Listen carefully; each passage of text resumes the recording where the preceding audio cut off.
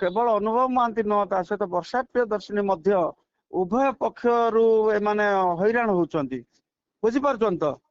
ନା ଏପାକ ନହେଲେ ଆର ୟା ପାର, ମୋ ଷ୍ଟାଇଲ ହେଲା ଆର ୟା ପାର, ନଈର ଏପଟ ନହେଲେ ସେପଟ, କିନ୍ତୁ ମଝି ନଈରେ ବୁଡିକି ଆମେ ଏକୁଳକୁ ଚାହୁଁଥିବା ସେକୁଳକୁ ଚାହୁଁଥିବା, ମଝିରେ ଆମେ ବୁଡି ବୁଡିକି ଯୋଉ ଯନ୍ତ୍ରଣା ଯୋଉ ଚିତ୍କାର ସେଇଟା ଆମେ ଦେଖି ଦେଖି ଆମେ ଆଉ ସେ ଜିନିଷ ଆମକୁ ଭଲ ଲାଗୁନଥିଲା।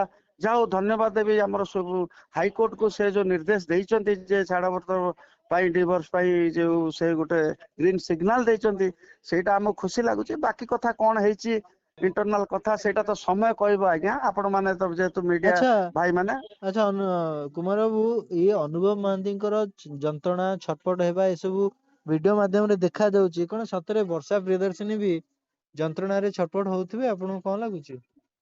ଡେଫିନେଟଲି ଆଜ୍ଞା ହଉଥିବେ ନିଶ୍ଚୟ। ଯଦି ଅନୁଭବ ମହାନ୍ତି 100% ଯନ୍ତ୍ରଣା ଭିତରେ ବୁଡି ରହିଥିବେ, ସେ ତ 60% କି 70% ଭିତରେ ଥିବେ ନା ଆଜ୍ଞା। ହୁଁ। Every action has a reaction. ତେଣୁ ଉଭୟ ପକ୍ଷ ହଉଥିବ ବୋଲି ମୁଁ ଆଶା କରୁଛି।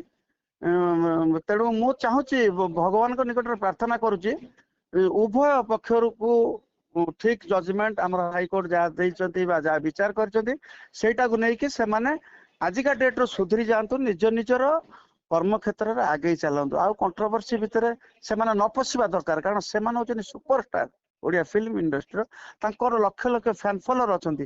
ଆ ଦ୍ୱାରା କଣ ଶିଖିବେ ଅଲଗା ଜେନେରାଲ ଯୋଉ ଫ୍ୟାମିଲି ର ଲୋକମାନେ, କଣ ଶିଖିବେ, ଶିକ୍ଷା ପାଇବେ? ତେଣୁ ଆଚ୍ଛା, ମୁଁ ଏଇ ଭଗବାନ ଯୋଉ ଏଠାରେ ପ୍ରାର୍ଥନା ଦ୍ଵିତୀୟ କରୁଛି ସେମାନେ। ବିବାହ, ଆଜ୍ଞା ଏଇ ଦ୍ଵିତୀୟ ବିବାହ ବାବଦରେ ଆପଣ କଣ କହିବେ? ସେଇଟା ଦେଖନ୍ତୁ ଆଜ୍ଞା, ତାଙ୍କର ଅନୁଭବ ଭାଇ ସେ ବି ତାଙ୍କ ସିଏ ବି କହିଛନ୍ତି କି ମୁଁ ଆଗାମୀ ହଁ ଭବିଷ୍ୟତରେ ଦ୍ୱିତୀୟ ବିବାହ କରିବି ଆଉ ଡିଭୋର୍ସ ର ଭୋଜି ଦେବି। ଦେଖନ୍ତୁ ଆଜ୍ଞା, ତାଙ୍କର ଲକ୍ଷ ଲକ୍ଷ ଫ୍ୟାନ ଫଲୋଅର, ଲକ୍ଷ ଲକ୍ଷ ଝିଅ ତାଙ୍କୁ ଅପେକ୍ଷା କରିଛନ୍ତି, ମାନେ ବାହା ହେବା ପାଇଁ। ଯଦି ଆଜି ଡିକ୍ଲେୟାର କରିବେ ଅନୁଭବ ମହାନ୍ତି ଯେ ମୁଁ ମ୍ୟାରେଜ କରିବି ବୋଲି, କାଲି ସକାଳେ ଦେଖିବେ ଯେ ଲକ୍ଷ ଲକ୍ଷ ଝିଅ ଲାଇନ ଲଗେଇବେ ତାଙ୍କ ପାଇଁ, ମୁଁ ଯେତିକି ଜାଣିଛି। କିନ୍ତୁ ସେଇଟା ତାଙ୍କ ପର୍ସନାଲ କଥା, ସିଏ କାହାକୁ ଚଏସ୍ କରିବେ। ମୁଁ ତ ଭାବୁଛି ସିଏ ଆଉ ଭଲ ପାଇକି ବୋଧେ ଜୀବନରେ ବାହା ହେବେନି ବୋଲି, ଆଉ ତାଙ୍କ ବାପା ମା ଯୋଉଠି ଆରେଞ୍ଜ କରିବେ ସେ ସେଇଠି ବାହା ହେବେ ବୋଲି ଆଜି ବି ମତେ କହୁଥିଲେ। ଆଉ ଭଗବାନ କରନ୍ତୁ ଗୋଟେ ଭଲ କ୍ୟାଣ୍ଡିଡେଟ୍ ଦେଖିକି ଭାଇ ବାହା ହୁଅନ୍ତୁ। ଭାଇ ଖୁସିରେ ରହିଲେ ଆମେ ମାନେ ସବୁବେଳେ ଖୁସିରେ ରହିବୁ ଆଜ୍ଞା। ସେ ଯୋଉ ଦୁଃଖରେ ରହୁଥିଲେ, ଯୋଉ କଣ୍ଟ୍ରୋଭର୍ସି ଭିତରେ ଆମକୁ ଭଲ ଲାଗୁନଥିଲା। ତେଣୁ ମତେ ଖୁସି ଲାଗୁଛି ଯେ ମୁଁ ଭାବୁଛି ଆଗାମୀ ଦିନ ମାନଙ୍କରେ ଭାଇ ଖୁସିରେ ତାଙ୍କ ଜୀବନ କଟେଇବେ, ଏବଂ ଓଡିଆ ଦର୍ଶକ ମାନଙ୍କୁ ଭଲ ଭଲ ସିନେମା ଯେମିତି ଦେଇଥିଲେ ସେମିତି ଭେଟିଦେବେ, ଆମେ ତାଙ୍କ ଠାରୁ ସେଇଆ ଆଶା କରୁଛୁ। ଆଉ କଣ କହିବି ଆଜ୍ଞା। ଆଚ୍ଛା, ଆପଣଙ୍କ ନଜରରେ ଏମିତି ଆଜ୍ଞା କେହି ଝିଅ ଅଛନ୍ତି କି ଅଲିଉଡ ହଉ କିମ୍ବା ଚାରି ପାଖରେ, ଯଦି ଆମେ ଦେଖିବା, କାହିଁକି ନା ଯାହାବି କିଛି ଅସୁବିଧା ହେଇଛି ହଁ ମ୍ୟାରେଜ କୁ ନେଇକି, କଣ ଲାଗୁଛି ଯେ କେମିତିକା ଝିଅଟିଏ ହେଲେ ଅନୁଭବ ମହାନ୍ତି ଖୁସି ହେବେ?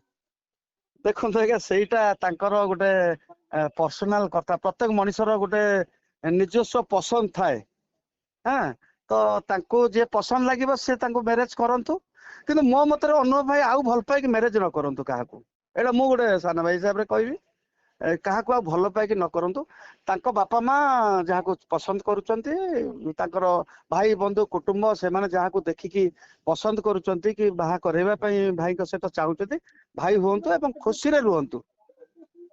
ଆଚ୍ଛା, ଠିକ ଅଛି କୁମାର, ଇଏ ମତେ ଖୁସି ଲାଗୁଛି କି ଆପଣ ଯେତେ ଲେଟ୍ ହେଲେ ବି ଚାହିଁଲେ ନିଜର ସୁପରଷ୍ଟାର କୁ ଯାଇକି ଦେଖା କରିବାକୁ, ଯାଇକି ହୁଁ କଥା ହେବାକୁ ଚାହିଁଲେ। ଆଉ କଣ ହୁଁ। କିଛି ସ୍ପେସିଆଲ କିଛି କହିଲେ ଆପଣଙ୍କୁ, ନା ନାଇଁ ଯେମିତି ନର୍ମାଲ ସମସ୍ତଙ୍କୁ କୁହନ୍ତି ସେଇଭଳିଆ ଭାବରେ କିଛି କହିଥିଲେ? ନାଇଁ ସେ ମତେ ଆଉ କଣ କହିବେ। ବହୁତ ଭିଡ ଆଜି ବି ଥିଲା, ସେ ପୁରୀ ଜଗନ୍ନାଥ ମନ୍ଦିର ଯିବା ପାଇଁ ବାହାରିଥିଲେ।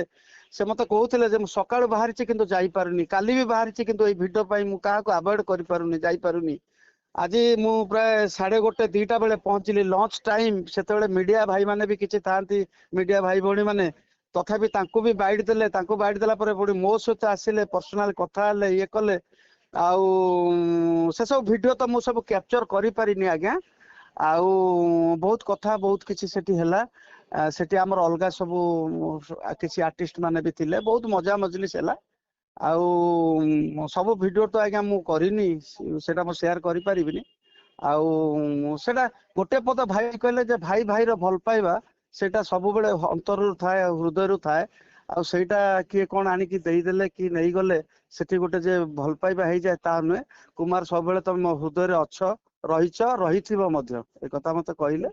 ଆଉ ଓକେ, ତ ଆମେ ଆଶା କରିବୁ କି ଆପଣ ଆଉ ଆପଣଙ୍କ ସୁପରଷ୍ଟାରଙ୍କର ଆଗାମୀ ଦିନରେ ଗୋଟେ ଫିଲ୍ମ ଆସୁ, କାହିଁକିନା ନିଶ୍ଚୟ ଆଗକୁ ନିଶ୍ଚୟ ଆହୁରି। ଆଜ୍ଞା, ସେଟା ବି ଭାଇ ବି ଆଜି ବି କଥା ଦେଲେ।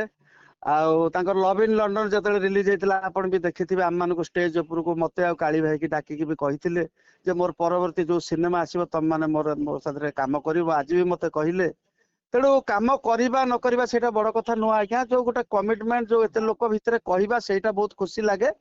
କାମ କଲେ ନ କଲେ ବି ଚଳିବ, କଲେ ତ ବହୁତ ଖୁସି, ନ କଲେ ବି ଚଳିବ। ଯେ ଭାଇଙ୍କର ଗୋଟେ ଭଲ ପାଇବା ଅଛି, ହଜାର ଲୋକ ଭିତରେ ଆମକୁ ଯୋଉ ଚିହ୍ନୁଛନ୍ତି, ଯୋଉ ଭଲ ପାଇବା ଦଉଛନ୍ତି, ସେଇଟା ସବୁଦିନ ଆମ ପ୍ରତି ଥାଉ। ଆଉ ଗୋଟେ ସାନ ଭାଇ ହିସାବରେ ମୁଁ ପୁଣି ଥରେ ପ୍ରଭୁ ଜଗନ୍ନାଥ ନିକଟରେ ପ୍ରାର୍ଥନା କରିବି ଯେ ତାଙ୍କର ଆଗାମୀ ଦିନ ଗୁଡିକ ମାନେ ଭଲରେ ଯାଉ। 2024 ମସିହା ସେ ଆଗକୁ ବହୁତ ଭଲ ଭଲ ସିନେମା ଓଡିଆ ଦର୍ଶକ ମାନଙ୍କୁ ବି ଭେଟି ଦିଅନ୍ତୁ। ତାଙ୍କୁ ଓଡିଆ ଦର୍ଶକ ମାନେ ଗୋଟେ ଓଲିଉଡ ର ସୁପରଷ୍ଟାର, ଗୋଟେ ଭଲ ଆକ୍ଟର ହିସାବରେ ତାଙ୍କୁ ଜାଣିଛନ୍ତି, ନଟ୍ ଏ ପଲିଟିସିଆନ।